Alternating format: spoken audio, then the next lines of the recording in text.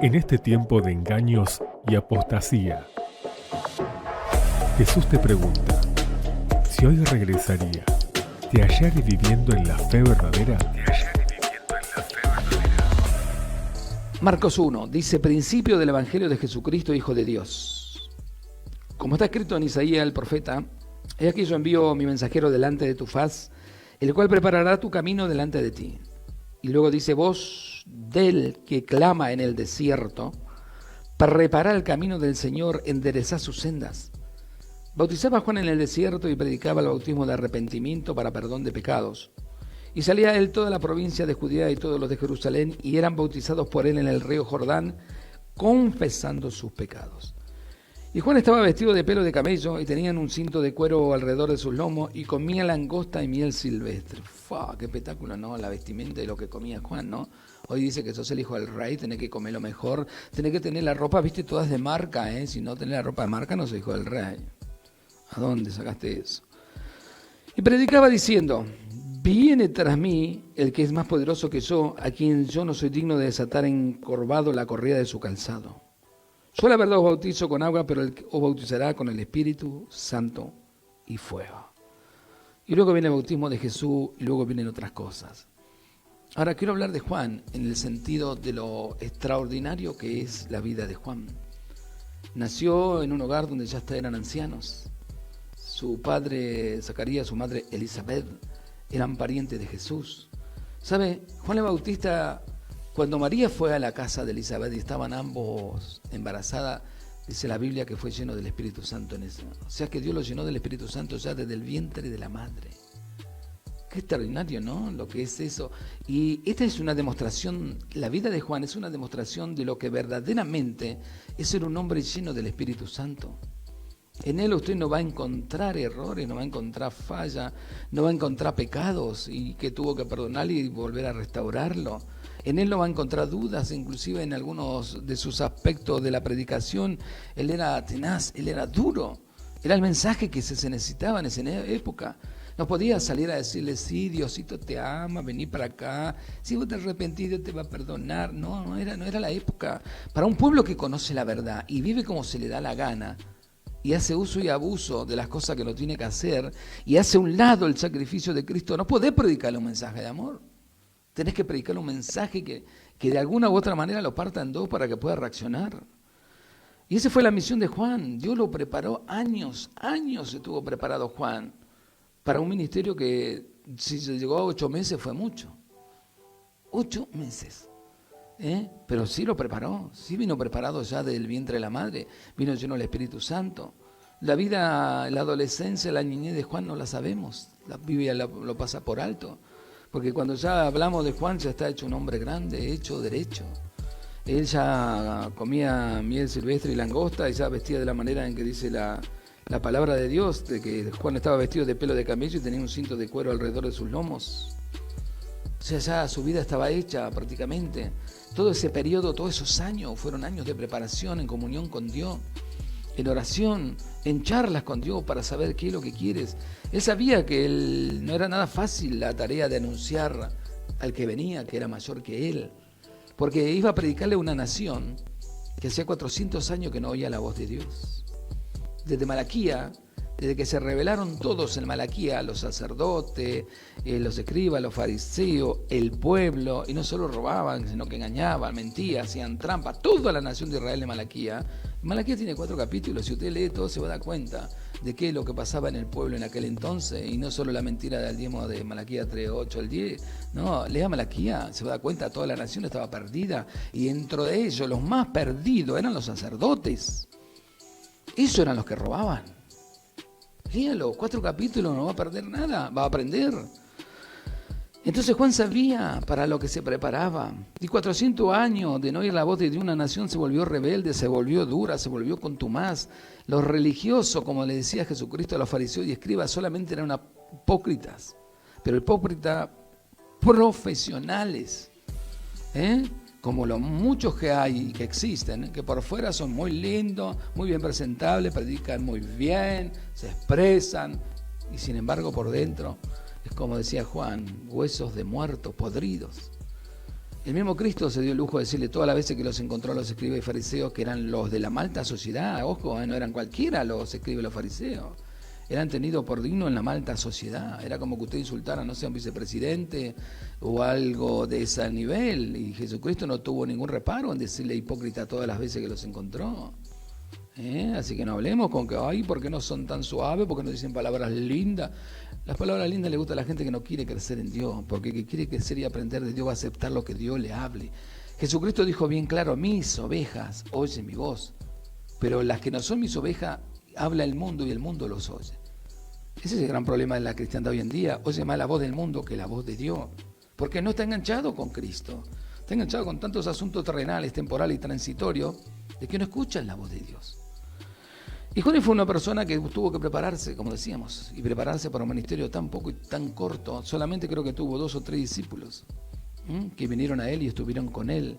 O sea que como ganador de almas para muchos Juan fue un fracaso, pero para Dios fue un éxito extraordinario. Él dijo de Juan algo bien claro, que de profeta nacido de mujer, no hay otro más grande que Juan en el reino de los cielos. No hay otro más grande, están escuchando, ¿no? Y es más, fue el último gran profeta, Juan el Bautista. Después de él no existió más nadie. Y ese tuvo que enfrentar a esos ejemplares que estaban en ese lugar diciendo que ellos pertenecían al pueblo de Israel, que habían sido escogidos, que ellos eran los descendientes de Abraham, herederos directos de todas las promesas, todas ciertas pero a la vez mentiras, porque ellos no hicieron ningún mérito para estar delante de Dios y ser agradable al Dios del cielo. Estaban tan corrompidos que imagínense, le habían pagado 30 piezas de plata más adelante a Judas Iscariote para que le entreguen a Jesús. Estaban metidos con los romanos, como hoy están metidos muchos llamados evangélicos en la política, que casualmente mañana hay que votar. Estaban ahí entrelazados con eso, y sabe que ya no era lo que Dios decía, sino era lo que la política decía y manejaba. Es más, si usted lee los libros de historia de Flavio Josefo, le da a entender de que ya ni siquiera ellos elegían quién iba a ser el sumo sacerdote, sino que los mismos romanos los elegían, como hacen hoy. Hoy entre el ecumenismo y la política, todos los supuestos cristianos evangélicos se metieron, que no son cristianos para mí, son todos falsos, están siendo gobernados por eso y tienen que apoyarlo en todo lo que ellos digan y hagan, así como estuvieron apoyándolo para aprobar la ley de aborto. Qué vergüenza, ¿no? En esta época estamos hablando, este tiempo estamos viviendo. Por lo tanto, el sermón tendría que ser duro, tenía que darle para que detengan. Y Juan el Bautista no se casó con nadie, él le dijo que el hacha ya está puesta a la raíz del árbol y todo aquel que no diera buen fruto será cortado y echado al fuego. Él le dijo que ustedes eran una generación de víboras, así de claro, que eran unos sepulcros, estaban todos muertos, pero muy lindos por fuera, pero por dentro estaban muertos ante la presencia de Dios. No había vida de Dios en ustedes. ¿Y cómo sabe que no hay vida de Dios? Porque salen corriendo a buscar soluciones de hombre y no son capaces de esperar en Dios. No son capaces de encerrarse esa sola, estar ahí cara a cara con Él. Qué bárbaro, ¿no? Cuando se empieza a vivir esa vida y se cree que uno es cristiano y nunca lo fue. La muerte llega, y te sorprende y te morís y te va al infierno. Muchos de los que supuestos ministros que murieron en esta época, yo estaba deduciendo, estaba investigando, y ninguno de ellos fue un verdadero ministro, un verdadero hombre de Dios, porque los verdaderos hombres de Dios que yo conozco siguen vivos, contentos, felices, ni siquiera un resfrío han tenido para la gloria de su nombre, y ellos han trabajado y siguen trabajando en todas las cosas que han hecho, nunca se han quedado en su casa encerrados. Y aquí Juan el Bautista, la gran prueba no solo fue recibir a Jesús y bautizarlo, sino que la gran prueba fue cuando vino a querer bautizarse Herodes, ¿no? Él se creía que porque él tenía poder, porque era un representante de Roma, porque todos tenían que humillarse delante de él, hacerle reverencia y obedecerle, Juancito iba a hacerle caso también. Juancito le iba a decir, sí, vení que te voy a bautizar a vos acá, sí, no importa que estés con la mujer de tu hermano, no, te tengo que bautizar. Total, viste, bueno, algún día vas a arreglar cuenta con Dios, por ahí devolver la mujer a tu hermano o te casas con otra, qué sé yo, pero vení que sí. ¿Sabes? Juan el Bautista nunca buscó el apoyo político de nadie. ¿Están escuchando, no? Juan el Bautista nunca buscó el apoyo político de nadie. Esa era una de las grandes oportunidades que él tenía para poder tener algunos que otro beneficio de Roma si bautizaba a ese delincuente llamado Herodes. Pero no tenía que hacerlo. Él no estaba comprometido con esos hombres, él estaba comprometido con Dios. Y los compromisos con Dios no son compromisos terrestres, temporales y transitorios, y mucho menos para agradar a los hombres. Y yo me imagino la bronca que le habrá dado a ese hombre que siempre obtuvo todo lo que se le dio la gana, amenazando a la gente, hasta incluso que lo iba a matar si no hacían tal o cual cosa, de pronto Juan le dice que no. Y no solo le dice que no, le dice no me es lícito. ¿Sabe por qué? Porque no te es lícito tener a la mujer de tu hermano. Oh, ¿para qué? ¿Para qué? ¿Por qué vino a tocar justo su vida íntima, su vida de pecado, la esclavitud de su andar diario? ¿Por qué? Podía haber pasado por alto, podía haberse olvidado, Juan, como hoy hacen muchos supuestos cristianos y apartan gente que no sabe si son casados, juntadas o rejuntados, no saben. Igual lo apartan porque predica lindo y porque ponen plata más que nada. Juan sabía que tarde o temprano la muerte le iba a sorprender, ¿no? Que la muerte iba a llegar a su vida, porque tal ministerio tan grande, tan poderoso, tan grandioso y tan realista iba a despertar la ira y el enojo en aquel entonces de muchas personas. Pero él tenía que cumplir los propósitos de Dios. En esos 8 meses él cumplió a rajatabla lo que Dios le dijo. Me imagino que se habrá gozado al saber que pudo haber cumplido ese ministerio por la cual se preparó tantos años, tantos años. Hoy vienen a la congregación y están 3, 6, 10 meses, un año, y ya quieren que los mande de misionero a todos lados, quieren hacer esto, quieren hacer el otro, y no tienen una sola preparación. A veces te quieren apartar de, no sé, de diácono, de lo que sea, cuando vos ni siquiera conocés la Biblia, y mucho menos vas a conocer a Dios. Pero lo hacen por el hecho de retenerte, nada más, no porque quieren que seas salvo o porque de verdad conozcas a Dios. En el caso de Juan, él no andaba en esa, nunca anduvo.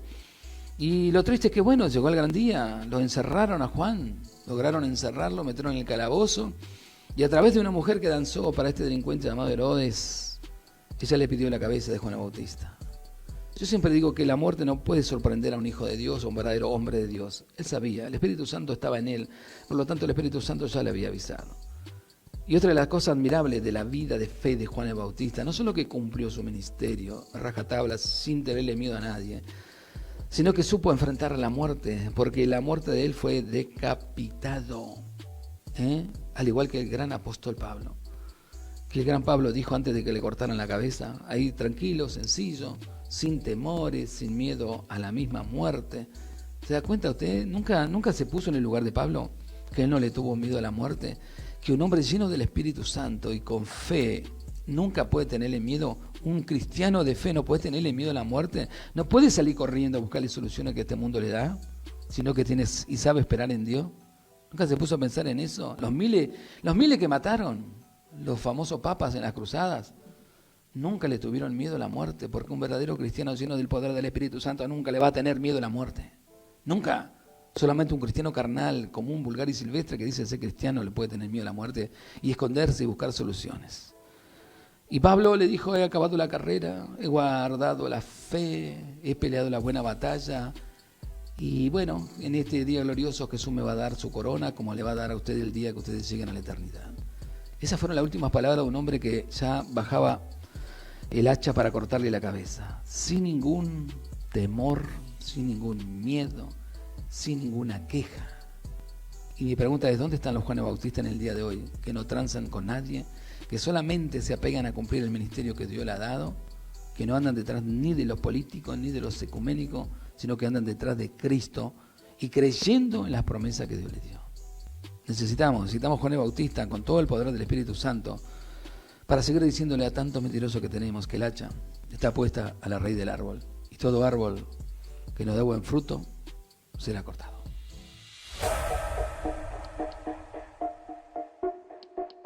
En este tiempo de engaños y apostasía, Jesús te pregunta, si hoy regresaría, ¿te hallaré viviendo en la fe verdadera?